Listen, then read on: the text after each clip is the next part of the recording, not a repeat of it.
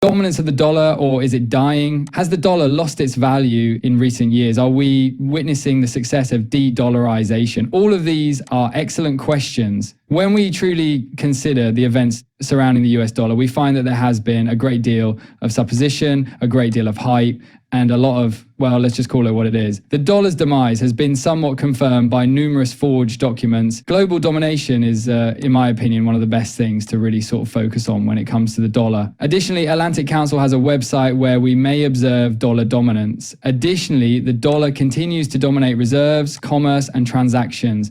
57% of the world's foreign exchange reserves, 54% of export invoices, and 88% of foreign exchange transactions were visible. The dollar is still very much alive and well, you know. However, I will say, and I have always been adamant about this, that BRICS are beginning to catch up significantly and are truly beginning to make significant strides toward competing with the dollar. Now, it's not as important as many people make it seem because, well, we've read stories that say the dollar is dead and doomed, and that's that. Death blow, it just occurred, you know, it's the death of 1,000 cuts, as I've always said. The dollar will eventually suffer greatly as a result of all of this. However, I anticipate that a lot more innovation will start to occur around that time, and I believe that we'll most likely have a multipolar currency-based economy by the time it becomes a significant issue. What does that mean exactly? I will, however, be discussing it. We'll begin by discussing the BRICS' entire presence, shall we? Upon reflection, it is evident that the BRICS are gaining power. As a result, BRICS is spreading its influence throughout the global south. Members of the G7 and BRICS, as of this, January the 20th, no other updated view of this exists. I wish there was. However, as we can see, the G7 is represented by blue, followed by red and orange. Correct? Or, if you will, it's a lighter shade of red. The deeper reds, however, is BRICS. New BRIC members are the lighter shade of red. Additionally, they are beginning to grow quickly, as we could observe. Furthermore, even if you may not consider this to be a major issue or cause for concern, it does demonstrate the BRICS supremacy in the global system, if you will. This right now. What are the BRICS attempting to accomplish once more? They are attempting to overthrow the dollar. Are they attempting to seize control? Are they attempting to take control of the situation? Not precisely, isn't it, Justin, is over here. Russia claims that a multipolar global order is emerging. Additionally, we have this over here, and since I'm not going to pay for Bloomberg, I won't have complete access to this piece.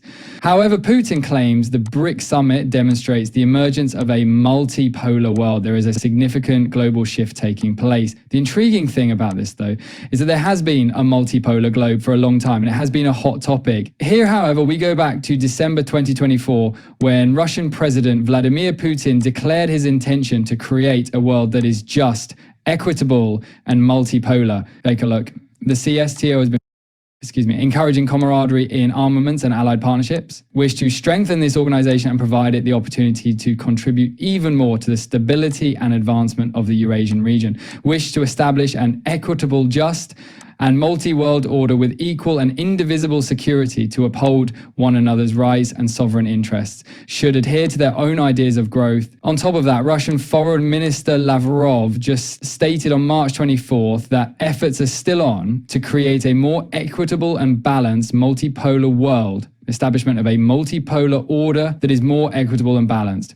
There are emerging new growth centers, China and other nations in the global south and global east, as well as many countries in Eurasia, the Middle East, Latin America, and nearly like the whole non-Western world that represent various civilizations and cultures, are all bound together by a dedication to the democratization of international affairs. And the major reason for this is that these countries want to retaliate against the US currency being used as a weapon. Thus, democratization is what they desire. They desire an equitable system. They are advocating for this multipolar world for that reason. Let's genuinely discuss this today, and I really want to concentrate on this in relation to XRP, don't you think? For example, what is XRP's position in a multipolar world? Let's begin with this piece, where the CEO of Ripple advocates for quick US regulation after seeing stablecoins explode abroad. As a result, the CEO of Ripple urges the US to take immediate action. A stablecoin that is soaring around the world, cautioning that the US could lag behind in the digital currency race if there are no clear regulations. However, I have been quite outspoken about the fact that stable currencies will not only be available in the USD, but will also be available everywhere in the world. Furthermore, the US is no longer the exclusive focus, which is why Scott Barrett tells us that USD stablecoins will save the US dollar and establish the US as a leader in digital assets. Not necessarily, in my opinion, but stablecoin initiatives will likely continue to grow globally, in my opinion. And that democratized push, if you will, into a world with multipolar currencies will begin with this. The reason for this is that we consider what stablecoins are actually doing when we consider where this might actually lead us. Additionally, stablecoins are beginning to move us toward a digital financial system that will no longer be dependent on a reserve currency. The rationale behind my statement is that quick settlement eliminates the necessity for a reserve currency. This is something I've stated a lot. Global currencies and the possibility of a multipolar currency system are also present here. The date of writing this was June 6, 2023. And here we could see that while being hailed as a potential contender to overtake the US dollar, cryptocurrency won't be practical anytime soon because of technical instability and price volatility. For a reserve currency to be successful, it must fulfill strict requirements for stability, usability, or adoption, as well as being a good store of value. Arguments are being made for a multipolar currency system, which is one in which multiple currencies dominate the global economy and each hold significant sway in their respective regions, to counteract the effects of having a single reserve currency controlling global trade. In my opinion, this system will eventually come to pass. I believe that we are currently ushering in precisely this. Since there is only really one major stablecoin, USDT, also known as Tether, which is directly tied to the USD, you can't really see it. However, there are other stablecoins out there, and we know that they will continue to launch and be planned around the EU. For instance, the UK is planning a digital pound and the EU is planning a digital euro. I have a strong suspicion that Japan is also considering a Japanese yen. Considering what is happening, I believe that we are beginning the transition to a truly multipolar digital system. Now, where is this concept coming from? Let's take a closer look at Mark Carney, for instance. How many people recall the statement made by Mark Carney, the former governor of the Bank of England and current candidate for Prime Minister of Canada, that you need a multipolar currency in a multipolar world? Things are made to happen, not just happen. This is a huge thank you to subjective use. Indeed, I believe that many of the events around XRP, particularly in the traditional financial world, are perfectly synchronized. I know it's crazy, but have a look at this. What's the point then? What prevents the dollar from being the world's currency? All right, the world's currency is the dollar.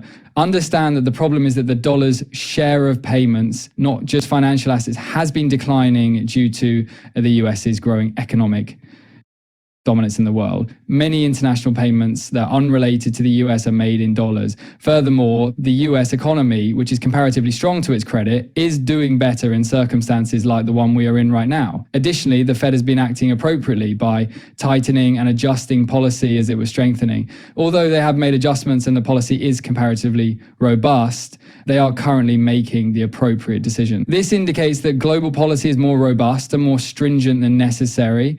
Additionally, that eventually slows the US economy by feeding back on it. Additionally, it produces a poor result. And it's risky to be in a situation where your policy space is constrained.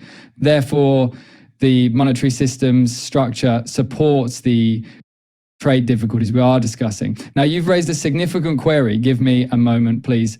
The problem now is that you don't just adopt anything new right away. What we desire in a world with multiple ideologies, I believe that we would all agree that this economy has three engines: the US, China, and Europe. You need a multipolar currency in a multipolar world.